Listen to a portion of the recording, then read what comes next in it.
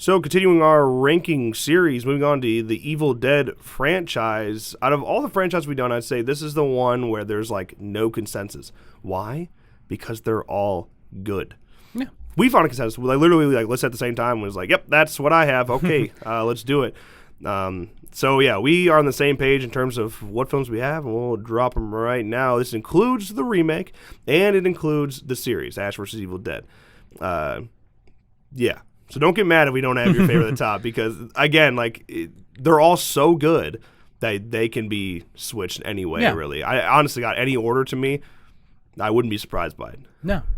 But for us, starting with our last in line here, the remake.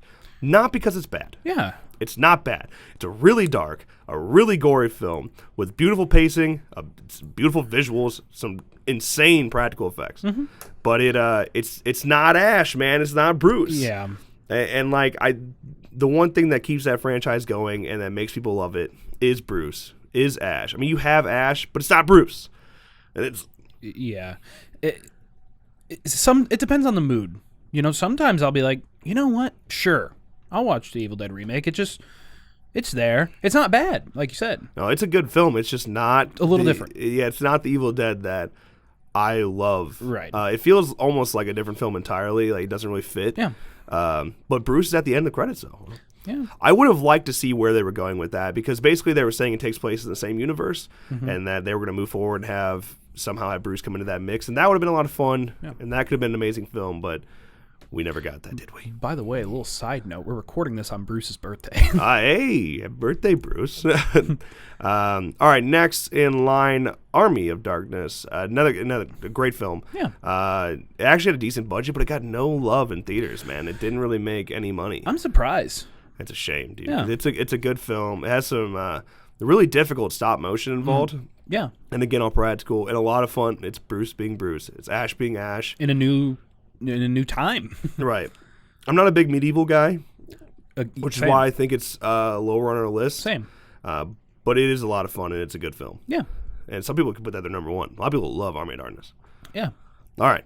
Next on our list, the first Evil Dead. People might be upset. It's the classic. It's anytime you take an OG film and you move it down in the list, people just tend to get upset. But it's not because I don't love it. It's just because some of the other Evil Dead films did it better. Right. And like I said about Friday the 13th, it had what it had, and it did the best it could. But then in the sequel and sequels, it perfected what it did wrong and learned what it wanted to do better. Yeah. And that's not a bad thing. Yeah. It's a great film. It changed the game, and it would, for no money, made a really impressive film. No money. That to this day is still relevant. Yes. Just wild. Yeah. But next on our list, Ash vs. Evil Dead. I fucking love Ash vs. Evil Dead, and I was so tempted to fight and put it at number one, but it's like you can't. I slept on Ash vs. Evil Dead until for a long time. Time. And after it got canceled is when I finally started watching it, and God damn it, I wish it didn't get canceled. Yeah, it's so good. It's so smart. It's the perfect Ash that we love. It's Bruce being Bruce. You brought in some amazing characters, being like Pablo and Kelly are fantastic. It's different because it's more modern. He's older and has these kids under him, and he's like their dad, and you can relate to the dad type character. Yeah. Like, you know someone like that. Exactly.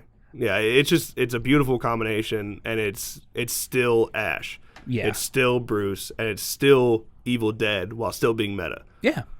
I love it. Then, at our number one spot, Evil Dead 2.